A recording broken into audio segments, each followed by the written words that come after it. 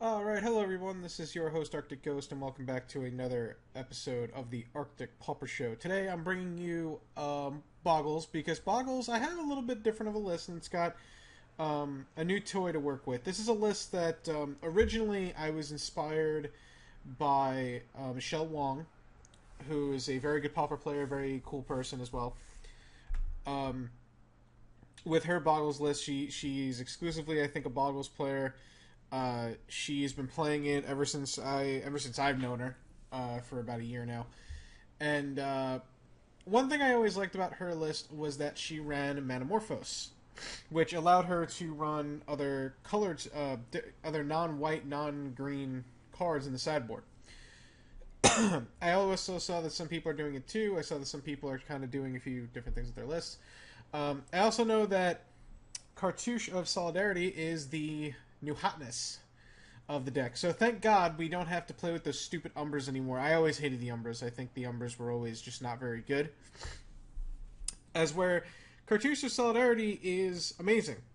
But I'll get into that in a second when I go through the deck. So you see this list. I'm going to bring you what is mostly the stock list for Bogles, what I think is more of the stock list for Bogles.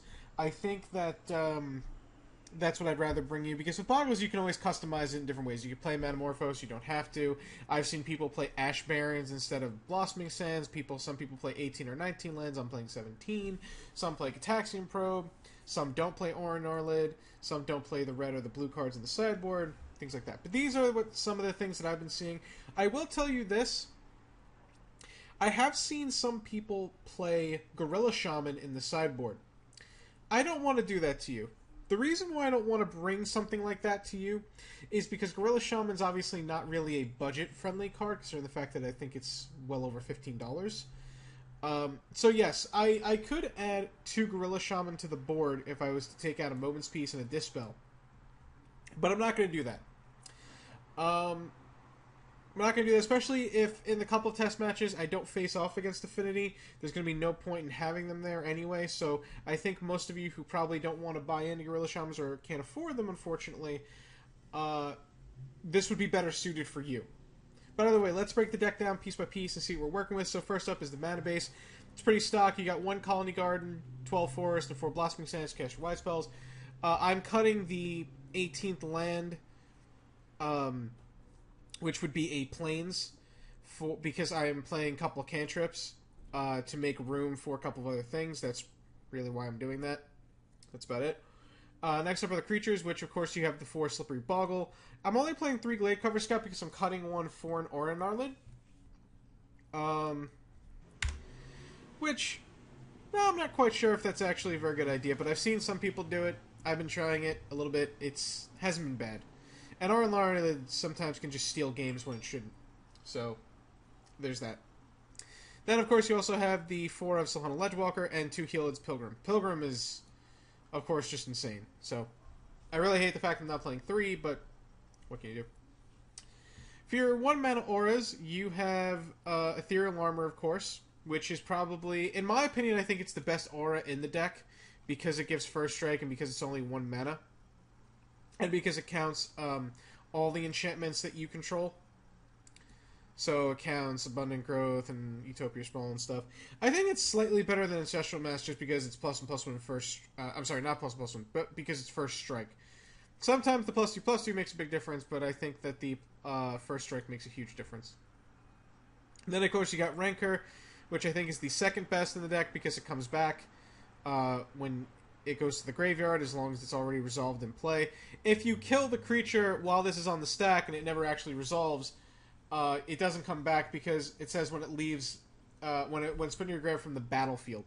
So keep that in mind. But of course, it's Rancor, it gives +2/+0 and Trample. It's pretty insane.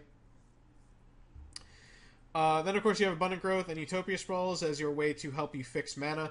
I can say with Utopia Sprawl you're mostly going to be naming white, but sometimes after board, you might name red, depending on what your matchup is. I highly doubt you'll ever name blue, because that's way too offsetting. But you get the idea.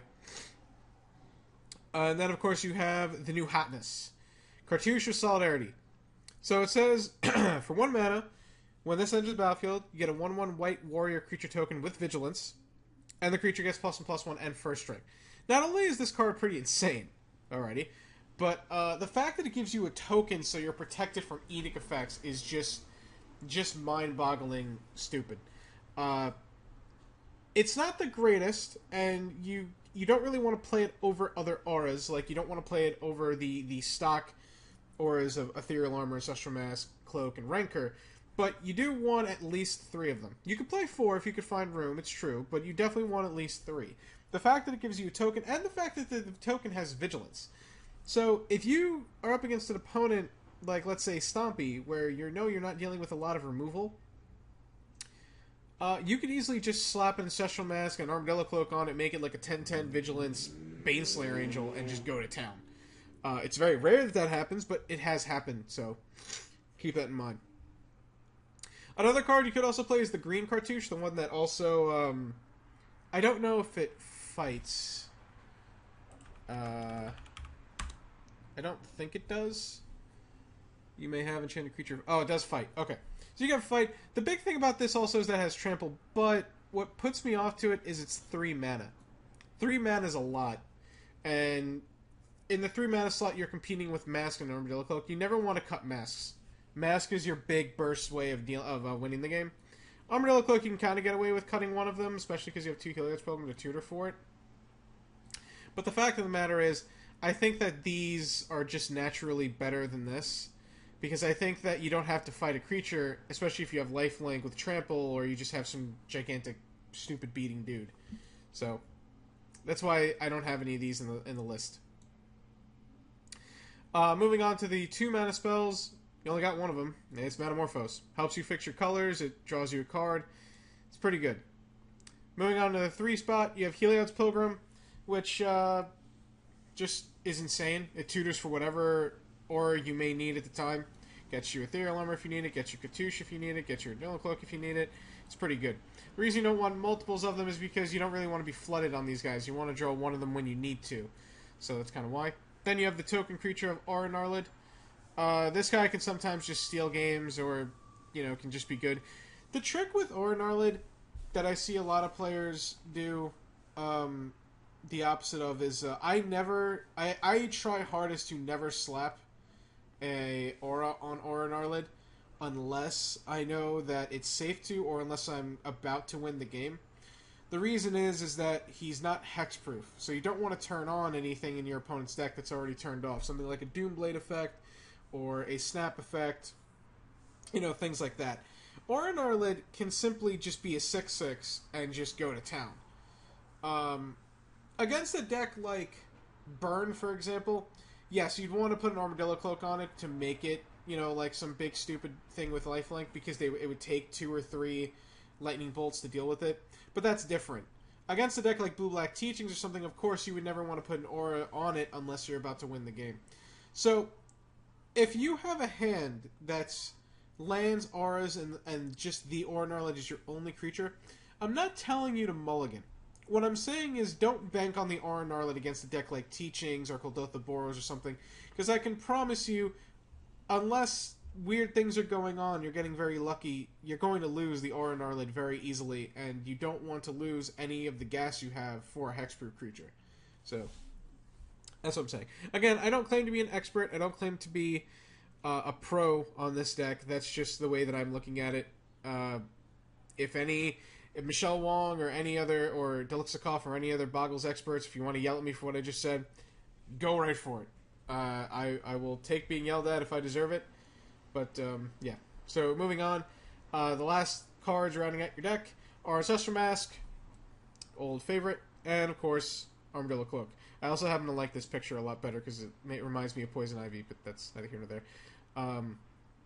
These are your big spells. You want to make sure that you use these very sparingly. You don't want to get caught by an Edict effect. You really don't want to get them counterspelled, so be careful about that, of course. And that's pretty much the stock main deck. Going on to the sideboard, you have 2 more lifelink against aggro matchups. Standard Bearer for the Mirror, Stompy. They're also good against Burn because they counter a Burn spell. Against Burn, you're really just racing. So if you can buy yourself an extra turn or 2 to draw a couple of extra cards, I think this guy's pretty good at doing that. You also have Dispel to do it. The reason why you have Dispel over something like Hydroblast is because Dispel counters Patrician Scorn, I believe is an instant, and Serene Heart. So against decks like Affinity and whatnot, you want to be able to Dispel. You wouldn't really bring it in against the Mirror, where even if you know there's like a natural state or something, because it's just not worth it. But against Affinity, you can afford to chop down a few things and bring in Dispels to protect yourself, because they're not going to win otherwise, usually. Although Affinity is one of your more even matchups, because you're both two of the fastest decks in the format, so keep that in mind. But yeah, I think I'm okay on Dispel for now. Then you got 2 Electrickery against token strategies, or, Delver, whatever may have you. Flaring Pain, because Cop Green and Moment's Peace are actually becoming very popular these days. So, instead of playing something like a Natural State and whatnot, I'm playing Flaring Pain instead like everybody else is. It's been okay. 2 more Young Wolf just to have more Edict protection. And then 2 Moment's Peace against aggro decks, so you can play kind of the, surprise combo factor. So far, I haven't been incredibly impressed, but it certainly had its moments. So, well, that's the list. There isn't really much else to say. So far, I've been kind of happy with it. I've been watching a lot of people do well with it, so that's always good. And, yeah, I'm going to take it into a couple test matches. We're going to see how it runs. We're going to see if it runs any differently than the old school type of list, see if it's to your liking, and be right back. Thanks for watching. I'll see you soon.